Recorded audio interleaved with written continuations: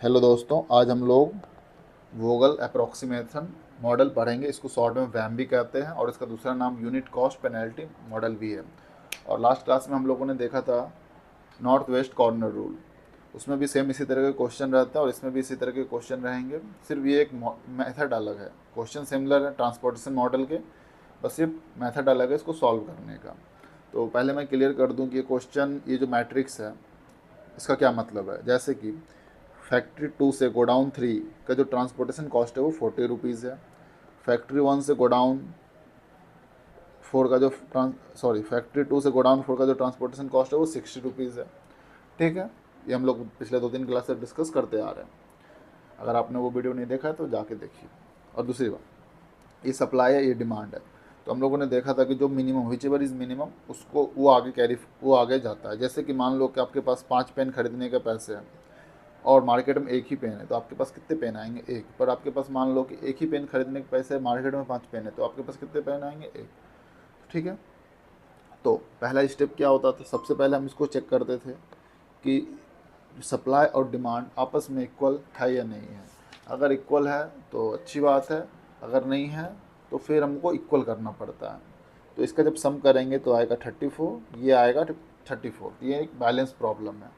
Balance problem काफ़ी easy होता है सॉल्व करने में। अब पहला स्टेप हो गया। चलो अब देखते हैं कि वैम मेथड से सॉल्व करने में 4 स्टेप जो लगते हैं। सबसे पहला स्टेप है कि उसका पेनल्टी निकालना पड़ता है। बताते हैं भी पेनल्टी क्या होता है। फिर जो पेनल्टी आए उसमें से हाईएस्ट पेनल्टी को सिलेक्ट करना है। फिर हाईएस्ट पेनल्टी में से जो मिनिमम कॉस्ट है उसको सेलेक्ट करेंगे और फिर जो डिमांड और सप्लाई जो भी उसमें से कम है उसको अलॉट करेंगे। नहीं आया वो समझ में? एक एग्जांपल दे के बताता हूँ। जैसे कि मान लो आपके पास पेनल्टी है 5, 15, 10। ठीक है। तो आपको हाईएस्ट पेनल्टी सेलेक्ट करना है सबसे पहले। हाईएस्ट क्या है भाई? 15। ठीक है। अब 15 वाले पेनल्टी वाले मान लो कि अपने पास 3, 10, 9 ये कॉस्ट दे रखा है। तो इसमें से मिनिमम क्या है? 3 लेंगे। अब 3 में से जो सबसे मिनिमम डिमांड सप्लाई है उसको अलॉट करेंगे। तो चलिए अब हम क्वेश्चन करके देखते हैं तो ज़्यादा क्लियरिटी आएगा। ठीक है। यहाँ पे जो पेनल्टी निकालने का तरीका है वो क्या है? मिनिमम और सेकंड मिनिमम। तो हमारे पास सबसे मिनिमम नंबर क्या है? अगर इस रो का हम पेनल्टी निकाल रहे तो सबसे मिनिमम क्या है? 12। और सेकंड मिनिमम क्या है? 19। ठीक है। तो इसका पेनल्टी निकलेगा 19 माइनस 12 इक्वल टू 7। सिमिलर इसी तरीके से सेकंड रो में जो पेनल्टी निकालेंगे तो मिनिमम और second minimum, minimum 13, second minimum 14। तो 40 माइनस 30 इक्वल टू 10। इसी तरीके से करेंगे तो ये आ जाएगा 12, 21। इसका देखते हैं G2 का मिनिमम क्या है हमारे पास?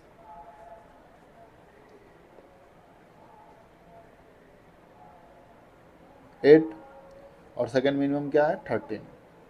तो 13 माइनस 8 इक्वल टू 22। और इसमें देखेंगे,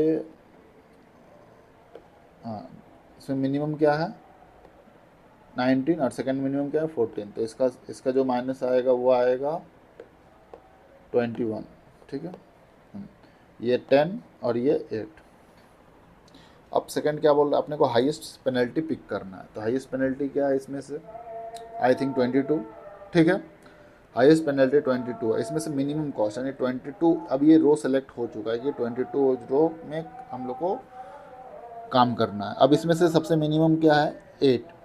8 में से जो भी डिमांड और सप्लाई मिनिमम होगा उसको अलॉट करेंगे। ठीक है। और ठीक, तो यहाँ पे 8 है, 8 अलॉट कर देंगे इसको।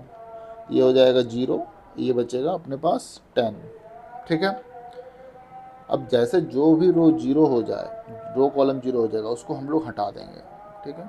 अब हमारे पास क्या? Godown 1, godown 3, godown 4, factory 1, factory 2, factory 3। Godown 2 हट चुका है क्योंकि ये जीरो हो चुका है। ठीक है। वापस से इसी मैट्रिक्स को फिर से बनाएंगे और उसमें गोडाउन 2 को हटा देंगे। ठीक। डिमांड सप्लाई सेम रहेंगे। गोडाउन 3 में कितना था? 7 और 14। इसका भी 7 और 14। फिर से सेम चीज़ को रिपीट करना है। अपने को क्या निकालना है? पेनल्टी। तो पेनल्टी निकालने का अभी तरीका आपको बताया था। कि जो मिनिमम हो और सेकंड मिनिमम। यहाँ पे मिनिमम क्या है 12, सेकंड मिनिमम क्या है 19, 19 माइनस 12 इक्वल टू 7, ये आ जाएगा 20, ये भी 20, 21, 10, 8। ठीक है। अब इसके बाद सेकंड स्टेप क्या था, हाईएस्ट पेनल्टी सेलेक्ट करना है अपने को। हाईएस्ट पेनल्टी क्या है हमारे पास 21। इसका इसमें से मिनिमम कॉस्ट कितना आ रहा है भाई 19। ठीक है, तो 19, तो इसको हम लोग क्या करेंगे 5 अलॉट कर देंगे। जब 5 अलॉट हो जाएगा तो ये आ जाएगा अपने पास 0, ये हो जाएगा 2। ठीक है, सेम अब वापस से इसी स्टेप को रिपीट करेंगे। तो यहाँ पे सप्लाई क्या हो गया था 2, तो यहाँ पे जो सप्लाई आएगा वो अब 2 आएगा। और हम लोग देख रहे G1 जो है ये 0 हो चुका है, तो इसको हम लोग हटा देंगे यहाँ से। ठीक है, अब हमारे पास क्या है गोडाउन 3, गोडाउन 4, फैक्ट्री 1 2 3। ठीक है, 7 14 2। वापस से सेम स्टेप को रिपीट करेंगे, पेनल्टी निकालेंगे। Penalty highest lowest minus second lowest, यहाँ पे दो ही नंबर है, यानी कि 15 माइनस 12 इक्वल टू 38। ये हमारा क्या है पेनल्टी। फिर ये आएगा 20, ये हो जाएगा 50, 10 और 8। इसमें से सबसे मैक्सिमम पेनल्टी किसका है 50 का। 50 में मिनिमम क्या है 20, तो हम लोग इसको अलॉट कर देंगे 10। जब 10 अलॉट आएगा तो इसके पास आएगा 4, इसके पास आएगा 0। फिर से वापस से सेम को रिपीट करना है, बट इस बार क्या होगा फैक्ट्री 3 को हम लोग हटा देंगे क्योंकि ये 0 हो चुका है।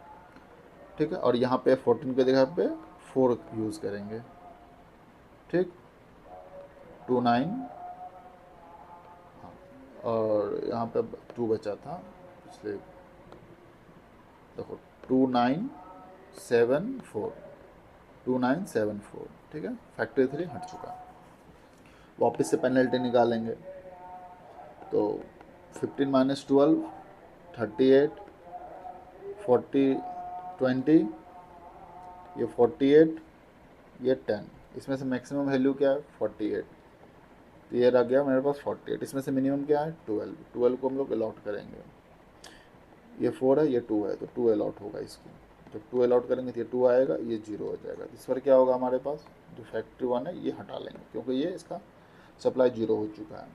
ठीक है, अब 40 60, यहाँ पे 9 है, यहाँ पे 7 है, यहाँ पे 2 है, और हम लोग देख पा रहे हैं कि जो ये 9 आ रहा है ये भी 9 आ रहा है। ठीक है, तो दोनों इक्वली चल रहा है अभी, मतलब तो लास्ट में हम लोग इस तरह का कुछ नहीं करेंगे। यहाँ पे इससे हम लोगों को 2 अलॉट कर देना है, इससे 7 अलॉट कर देना है, तो ये हो जाएगा 0, ये भी 0 और ये भी 0। तो ये हमारा क्या है कि वैम मेथड से हम लोग क्वेश्चन सॉल्व कर चुके हैं। अब जो लास्ट स्टेप है, जितने को भी हमने ये कॉस्ट अलॉट किया है सबको एक अपना पुराना मैट्रिक्स में वैल्यू पुट करना है। ठीक है, तो यहाँ पे देखिए जो फैक्ट्री 2 है और गोडाउन 3 है, इसका 40 को 77 दिए थे। ठीक है, तो इसको यहाँ पे कर देंगे 7। फिर फैक्ट्री 2 गोडाउन 4 को कितना दिए थे 2, फैक्ट्री 2 गोडाउन 4 को कितना दिए थे 2, फैक्ट्री 2 गोडाउन 4। फिर इसी तरीके से फैक्ट्री, इसमें फैक्ट्री 1 गोडाउन 4 को 2 मिला है, फैक्ट्री 1 गोडाउन 4 को 2 मिला है। ठीक, तो इसी तरीके से आप जो मेरे साथ सॉल्व किए हैं उसको सारे वैल्यू को पुट कर दीजिए। फैक्ट्री 2 गोडाउन 4, इसमें फैक्ट्री 3 गोडाउन 4 को 10 मिला है, फैक्ट्री 3 गोडाउन 4, फैक्ट्री 3 गोडाउन 4 को 10 मिला है। बहुत अच्छा, इसी तरीके से हम लोग को आगे बढ़ना है धीरे धीरे करके।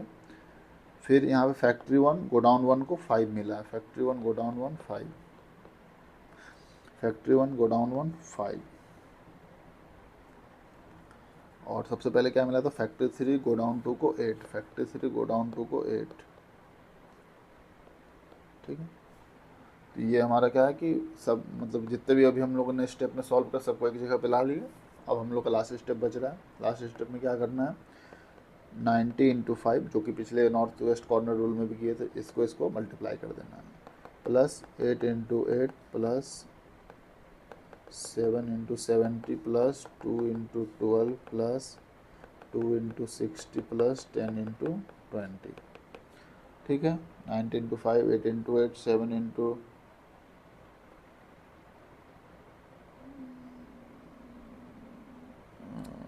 7,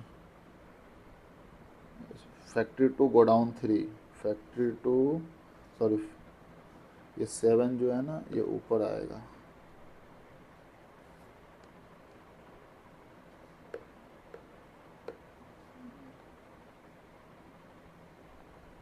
ठीक है, कैसे, factory to go down 3, factory to go down 3, ये इसका 7 था, तो 40, 2 इंटू 12, 2 इंटू 60 एंड 10 इंटू 20, तो हमारा जो आंसर आएगा वो 7, 8, 6, ये हमारा क्या है आंसर, ठीक है। तो इसी तरीके से हम लोग वैम सॉल्व करेंगे। अगले लेक्चर में हम लोग देखेंगे कि वैम का अनबैलेंस्ड प्रॉब्लम कैसे सॉल्व करते हैं। अनबैलेंस्ड का मतलब क्या है कि जैसे यहाँ पे जो सम है हमारे पास क्या आ गया 34, 35, मान लो यहाँ पे 36 आ गया और ये 30 है, तो ये क्या है अनबैलेंस्ड है। तो अगले क्वेश्चन में हम लोग ये देखेंगे कि वैम मेथड यूज़ करके अनबैलेंस प्रॉब्लम को कैसे सॉल्व करते हैं। इसी के साथ thank you, bye bye, have a good day.